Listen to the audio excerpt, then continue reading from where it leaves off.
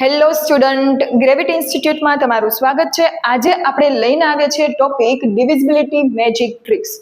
શું છે આ ટોપિક? ચાલો જોઈએ. ફર્સ્ટ આપ્યું છે ડિવાઇઝર 2. ડિવાઇઝર 2, હું તમને કોઈ પણ નંબર આપું, કોઈ પણ નંબર કેટલા પણ ડિજિટનો હોય, હવે એ 2 આરે ડિવિઝિબલ છે કે નહીં એ કઈ રીતે ખબર પડે? એનો એક જ સિક્રેટ રૂલ છે, જે છે last digit is even. Like example આપણે લઈએ, હું અહીંયા મૂકું છું 85234. હવે આ નંબરમાં લાસ્ટ ડિજિટ શું છે? 4 છે. અને લાસ્ટ ડિજિટ કેવો હોવો જોઈએ જે આપણે અહીંયા આપ્યું છે? ઇવન. તો 4 છે, ઇવન છે કે નહીં? તો કે હા, 4 ઇવન છે. 4 ઇવન છે તો ડિવાઇઝર 2 હારે આ નંબર છે એ કેવો થઈ શકશે? ડિવિઝિબલ થઈ શકશે. સમજાણું? જો કોઈ પણ ગમે એટલા આંકડા તમને અહીંયા આપ્યા હોય, એ 2 આરે ડિવિઝિબલ છે કે નહીં એ કઈ રીતે ખબર પડશે? લાસ્ટ ડિજિટ ઓલવેઝ કેવો હોવો જોઈએ? ઇવન હોવો જોઈએ. ધેન નેક્સ્ટ છે 3. અગર 3 હારે ડિવિઝિબલ છે કે નહીં એ ચેક કરવું હોય તો શું રૂલ લાગુ પડશે? Sum of digit is divisible by 3. જ્યારે કોઈ પણ નંબર આપ્યો હોય, લાઈક મેં તમને નંબર આપ્યો છે 5313. હવે આ નંબર છે, એના બધા જ જેટલા પણ ડિજિટ છે એનો તમારે સમ કરવાનો. લાઈક 5 + 3 + 1 + 3. તો શું થશે? 5 + 3 8, 8 + 1 9, 9 + 3 12. તો આ શું કર્યું આપણે? બધા ડિજિટનો સમ કર્યો, જે આપણે શું આવ્યો છે? 12 આવ્યો છે. અહીંયા શું કીધું? Sum of digit is divisible by 3. હવે જો આ 12 છે એ 3 આરે ડિવિઝિબલ છે કે નહીં? ઓબ્વિયસ છે. 4 3 જા 12. તો શું આવશે? તો આ જે નંબર છે એ 3 હારે ડિવિઝિબલ થશે. રાઈટ? હવે નેક્સ્ટ આપ્યું છે 5. 5 કોઈ પણ નંબર આરે ડિવિઝિબલ છે એ કઈ રીતે ખબર પડે? લાસ્ટ ડિજિટ ઇઝ 0 ઓર 5. હું તમને કોઈ પણ નંબર આપું તો તમે એમાં લાસ્ટ ડિજિટ જોવાનો, યુનિટ ડિજિટ. જે 0 હોય અથવા તો 5 હોય તો શું નક્કી થશે કે 5 આરે ડિવિઝિબલ છે? લાઈક હું તમને આપું છું 100055.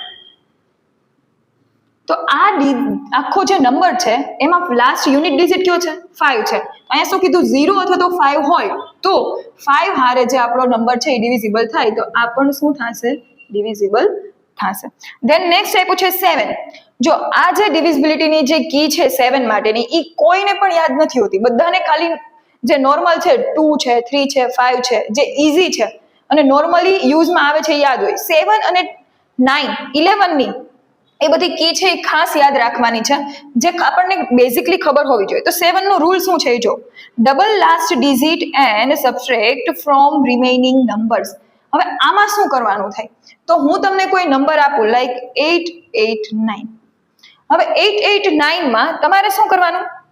Double last digit. તો જે આ લાસ્ટ ડિજિટ છે એને શું કરવાનો છે? પહેલા આપણે ડબલ કરવાનો છે. 9 × 2. 9 × 2 કેટલા થશે? 18. Double last digit and subtract from remaining number. તો રિમેઇનિંગ નંબર એટલે કે 9 સિવાયના જે વધેલા નંબર છે, એ વધેલો નંબર કયો છે? 88. 88 માંથી શું કરવાનું છે તમારે? જે આનો આન્સર આવ્યો છે, જે આપણે 9 ને ડબલ કર્યા તો આન્સર શું આવ્યું? 80. તો 88 માંથી 18 ને શું કરી નાખવાના? સબટ્રેક્ટ કરવાના, એટલે કે માઇનસ કરવાના. તો શું આન્સર આવશે આપણી પાસે? 70. હવે 70 છે એ 7 આરે ડિવિઝિબલ છે એ તો ઓબ્વિયસ છે, ખબર પડી જ જાય. 7 ના 7 ના ટેબલમાં 70 આવે છે તો કે હા, 10 7 = 70. તો 7 આરે ડિવિઝિબલ છે. ખબર પડી ગઈ? આના હમણાં હું તમને હોમવર્કમાં આપું છું એટલે તમને વધારે ખ્યાલ આવશે કે કઈ રીતે બધું તમારી રીતે તમે રૂલ ફોલો કરશો એટલે બધાના જે આન્સર છે એ આવશે. નેક્સ્ટ 9. અગર તમને કોઈ મેં નંબર આપ્યો છે, લાઈક આ જ નંબર આપણે લઈએ જે આપણે 3 માં લીધો હતો, 5313. સેમ ટુ સેમ 3 જેવો જ રૂલ આમાં લાગુ પડશે 9 માં. શું કામે? કેમ કે 3 ના ડિવિઝિબલમાં તમે જોવો ને, અગર 3 નું ટેબલ તમે બોલો, 3 1 = 3, 3 2 = 6, 3 3 = 9.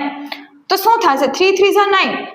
9 છે એ 3 ના ટેબલમાં આવી જાય છે એટલે એનો રૂલ બેયનો સેમ જ રહેશે. Sum of digit is divisible by 9. અગર અહીંયા આપણે આ જ રીતે સમ કરીએ, 5 + 3 + 1 + 3, તો આપણી પાસે શું આવશે આન્સર? 12. હવે 12 છે એ 9 ના ટેબલમાં આવે છે? ઈ જોવાનું છે આપણે 9 ના ટેબલમાં આવે છે કે નહીં. તો 12 9 ના ટેબલમાં આવતું નથી. તો અહીંયા શું આવશે કે આ જે ડિજિટ છે એ 9 હારે ડિવિઝિબલ નથી. પણ આની જગ્યાએ અગર હું તમને એમ આપું 9 માટે 7 2 9 આ નંબર માટે તમે કરો તો શું થાય? 7 + 2 + 9 શું થશે? આનો સમ 18 થશે.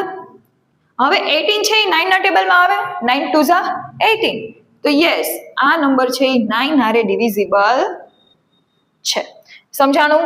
9 નો ડિવિઝિબિલિટી રૂલ બધાને સમજાય છે. લાઈક કે અહીંયા કોઈ નંબર આપું તો તમારે પહેલા એનો જે રીતે 3 ના રૂલમાં કરતા હતા એ જ રીતે અહીંયા પહેલા સમ કરવાનો છે. જે સમ આવે છે એ 9 ના ટેબલમાં આવે છે કે નહીં ચેક કરવાનું. જો આવતું હોય તો એ આખો નંબર છે એની 9 હારે ડિવિઝિબલ થાય. રેડી? ધેન 10 નો તો બધાને આવડે, કોમન છે. 10 માટેનો જે રૂલ છે એ પૂરી રીતે કોમન છે. જો હવે અહીંયા લાસ્ટ ડિજિટ 0 હશે તો પોસિબલ થશે. લાઈક હું તમને એક્ઝામ્પલ આપું તો આ ડિવિઝિબલ થશે. ઓબ્વિયસ છે, ડિવિઝિબલ થવાનું જ છે. પાછળ 0 હોય તો થાય. અને કોઈ સ્મોલ એક્ઝામ્પલ લઈને તમે કરો ને તો તમને ખ્યાલ આવે. લાઈક આપણે 100 લઈએ. 100 છે 10 હારે ડિવિઝિબલ છે. Yes, 10 10s are 100.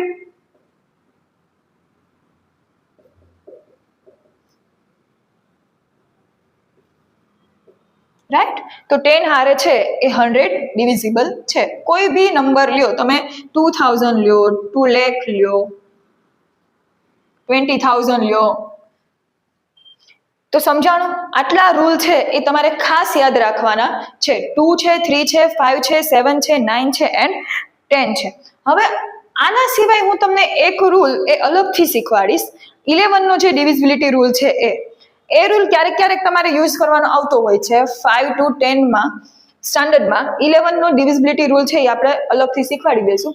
હવે અહીંયા હું તમને એક એક્ઝામ્પલ આપું છું. એમાં કરવાનું શું એ આપણે થોડુંક નોર્મલી જોઈ લઈએ. અગર હું તમને 11 નો ડિવિઝિબિલિટી રૂલ કહું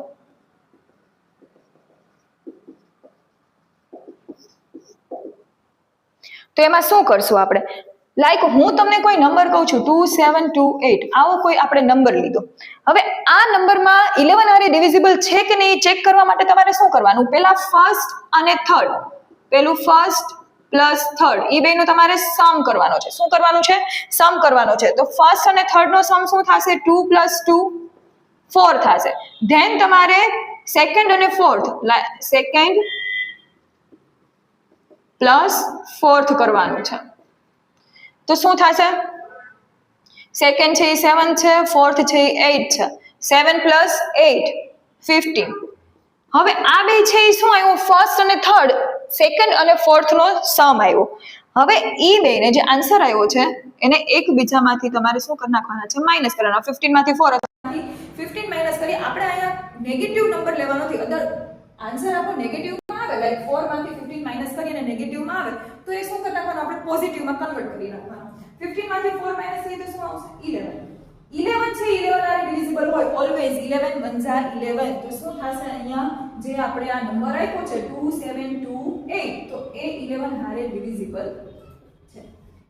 સમજાઈ ગયું? આ બધા જેટલા પણ રૂલ છે ડિવિઝિબિલિટીના એ તમારે યાદ રાખવાના છે. અને આ બેઝિક મેથ્સમાં આવે છે. તમે કોઈ પણ નંબરને જુઓ તો તમને ખ્યાલ આવી જવો જોઈએ કે એ 2 હારે, 3 હારે, 5 હારે, 7 હારે એની હારે ડિવિઝિબલ છે કે નહીં. જો આ ટોપિકને તમારે વધારે ઇવોલ્વ કરવું હોય તો એક વર્કશીટ છે એ હું ડિસ્ક્રિપ્શનમાં મૂકી દઈશ, જેનાથી તમે સોલ્વ કરીને નક્કી કરી શકશો કે આ ટોપિક તમને કેટલો સમજાણો છે. અને જો કોઈ ક્વેશ્ચન હોય તો તમે કમેન્ટ બોક્સમાં કહી શકો છો. Thank you.